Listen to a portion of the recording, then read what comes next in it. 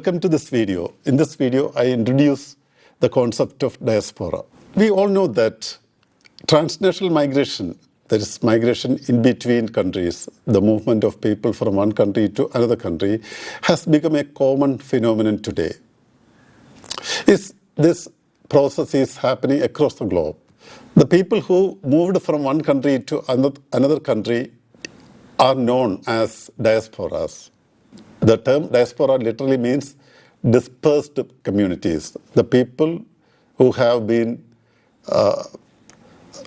either thrown out or voluntarily left their own country and settled in another country. Today, the modern world is characterized by diasporas. And diasporas have become a serious topic of discussion everywhere. The diasporic communities are very much significant in deciding and changing the cultures, the economies, politics, and social dynamics of all regions in the world. Every country is facing some issue, at least, on diasporas. So due to all this, the issue of diaspora has attracted the academics, the researchers, and the policy makers across the globe.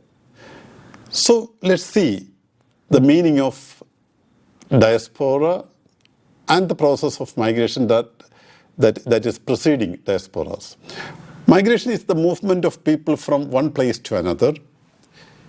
It happens due to several processes, several causes.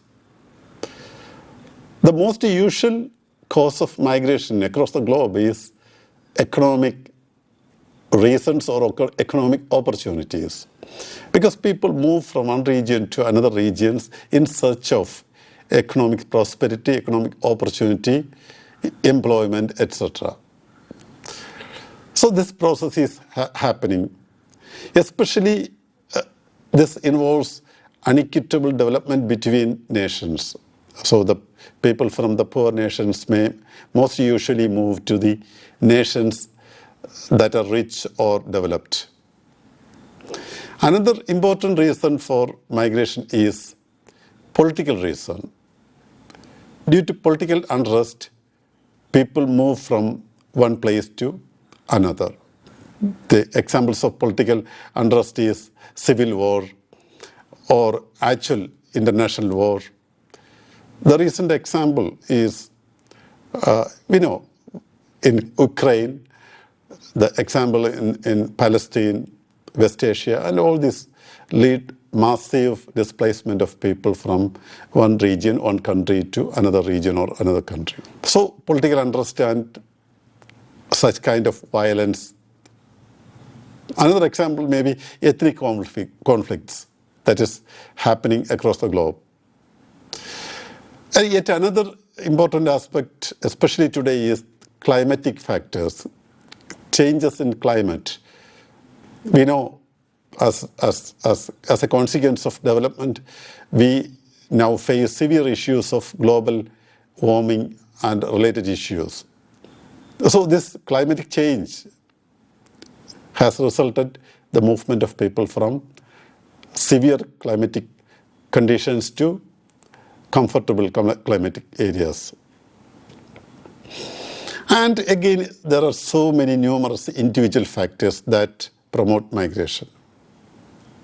So all these processes results in the movement of people from one region, that is their own home country, home region, home place, to that of an alien place or host society. And the people who settle in the host society, we can call them as diasporas. So literally diasporas means the dispersion of people or groups from their native place to other areas. This is the important consequence of migration. Transnational or international migration is happening across the world, and this involves linkage between two spaces, two nations, two regions, because migration involves the movement of people from one region to another. So transnational migration connect two spaces at least. The host regions where the people finally arrive at and settle down, and the home region, their own region, their own region of origin. We know migration is, several types of migration is happening. Other than the international migration, there is internal migration or domestic migration. That means people move from one place to another place within the nation. Economic factor is the major causative factor behind this internal movement also. People will be always looking for better opportunities, better pay, better living conditions, better standard of living. So economic factors are better. So economic factors are a very important factor in instigating or encouraging migration. Migration also happens due to the safety and security reasons.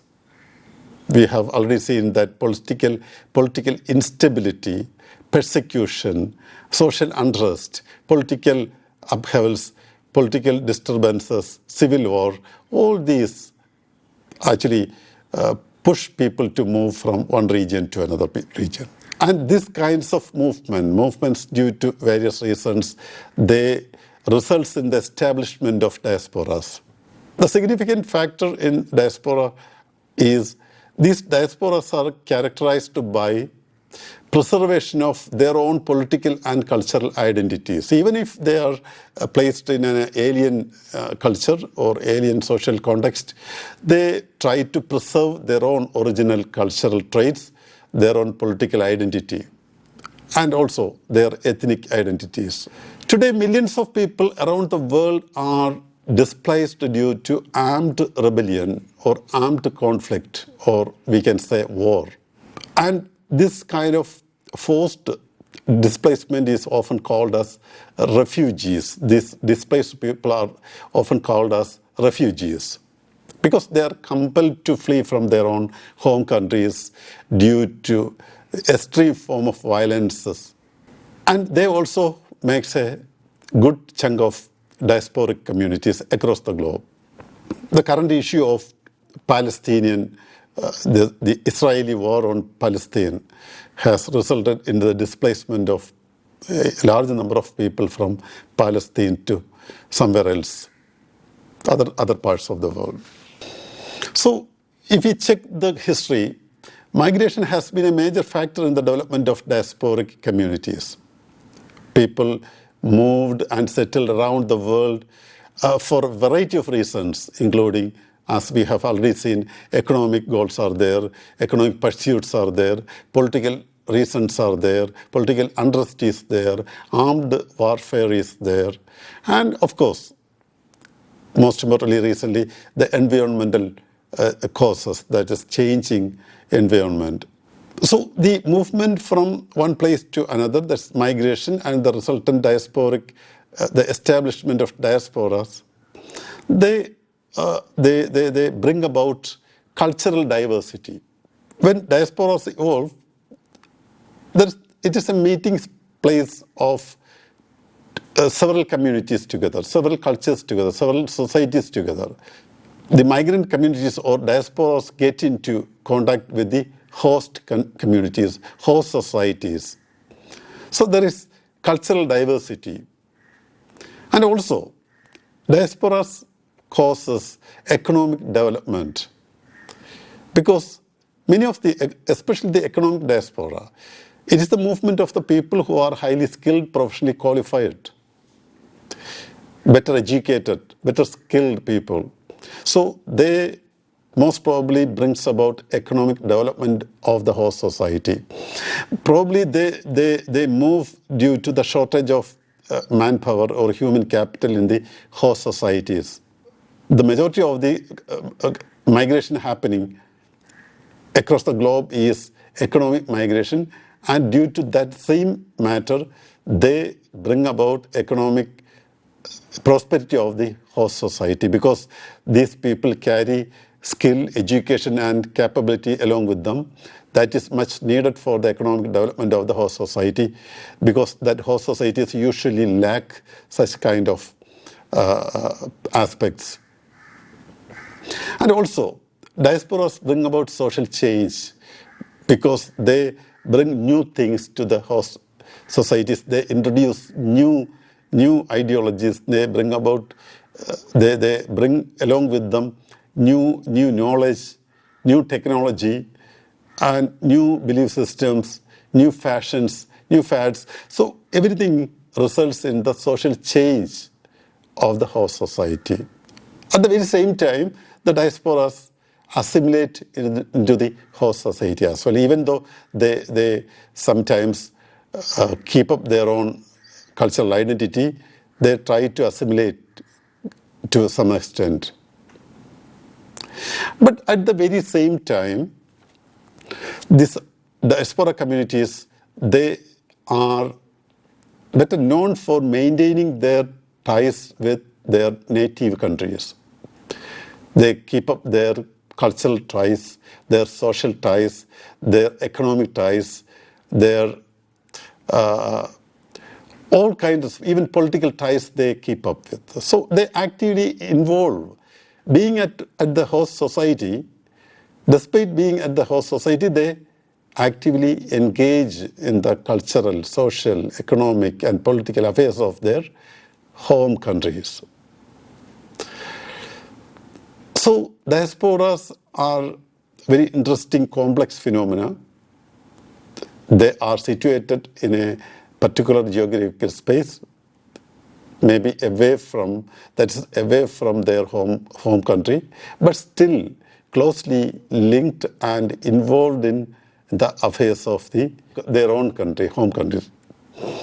The Greek term diaspora means scattering or to scatter, to disperse. The Greek historian Thucydides coined the term diaspora to mean the dispersion of the Greeks. But diaspora got popularity when it was used to describe the Jewish exile from Babylon. It was mostly used to describe the historical Jewish diaspora until around 1960s. So the term now is closely associated with the Jewish community, the Jewish people who were thrown out from their home country and who were subject to extreme form of violence.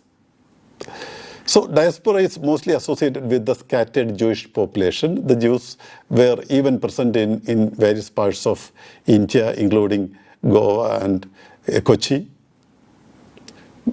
And after the establishment of Israel, many of these Jewish scattered people from India, they have gone back to their new state. And after the World War II, there has been a substantial increase in the number of, in the gravity of migration. That truly resulted in the emergence of new diasporas. And the fall of Soviet Union has resulted in the establishment of Muslim diasporas. All these sparked debates on the significance of diaspora for homeland and host lands. In the 1980s and the early 1990s, the focus of academia was placed increasingly on diasporas. And this interest is expanding today. In the 21st century, diasporas show a far stronger capacity for survival. The diasporas everywhere are growing. They are integrating they are more engaging with the host societies, but at the same time, they preserve their identity and they preserve or maintain their ties with their home states. And the development of technology is a critical factor that has facilitated this kind of transnational diasporic engagements, especially the development of ICT, information and communication technology, and ICT-based communication and transportation. The new transportation The developments in transportation and communication technologies have increased the number of diasporas and the process of migration. So now the diasporas can engage easily with the home states. Not only that, migration has become much easier today. Today, migration has become much easier, and the diasporas capable of connecting with their homeland very easily. So, due to the ICT, now diasporas are able to maintain their close communication relationship with the home states, wherever situated around the world. So also, along with this, the studies on diasporas have also increased. The academia has begun to show more interest in the study of migrants, migrant identities, and the cross-cultural interaction of the transnational communities, including diasporas. The diasporas are placed at the forefront of current international conversations and discourses. They are critical in the global interconnection. They are very much important in bringing about multiculturalism and prosperity and the spreading of multiculturalism. And they are very important players in transnational engagements in any fields, including cultural, social, economic, and political. So, in this diverse and highly connected globe, we can promote tolerance, we can promote cooperation and mutual understanding only by recognizing the contributions made by the diaspora situated across the globe.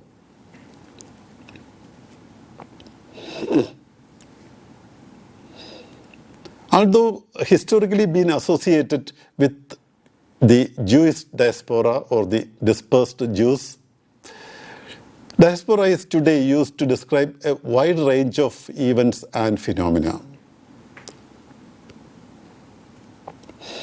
So, the concept diaspora has become a multidimensional concept, much complex process, and consequently it has so many diverse explanations. One of the most important contributors to the study of diaspora is William Safran. Safran has identified six fundamental traits of diasporas. The first is the dispersal from the homeland to two or more foreign regions for some reason or other reason shall be termed as diaspora. So whatever we call as diaspora is a group of people who are dispersed from their homeland to two or more foreign regions, foreign lands or host societies. And another second character is they have a collective memory about the homeland. That is very important because this collective memory is the root cause of their constant and continued engagement with the homeland. They always cherish a collective memory about the homeland. They idealize their homeland. They cherish memories of their homeland. They take pride in the culture of their homeland. They want to contribute to the homeland. And each and every moment they are concerned about what's happening in their homeland. And the third one is they believe they will always be outrageous or disgraceful in their host state. This is a kind of belief the diasporas in general have. They are not much comfortable. They always skeptical about. They feel that they are not much well accepted in the host state. They are maybe looked down upon by the host societies. And next, they idealize their putative or supposed ancestral home. They always keep in mind they will be part of the ancestral home someday. So they always idealize their own home state is the ideal one, that is the best one. So the most important moment they would like to go back, when the situations improve, they want to go back to the ancestral home, because they idealize. And again, they believe that all members should be committed to the maintenance or restoration of the homeland. They believe that it's the duty of the community, the diasporas, each and every one of the community, diaspora community, to maintain or restore the homeland, because they have moved out of their homeland due to some issues happened, the tearing away of this homeland. So once the homeland comes to normalcy, they want to go back. But it's the duty of, they believe strongly that it's the duty of each and every one of the diaspora community to try and work for the maintenance and restoration of their homeland. And finally, they have a strong ethnic group consciousness with a belief in a common fate. So this is also important. This strong ethnic group consciousness or group feeling or we feeling among the communities, irrespective of the space where they are located.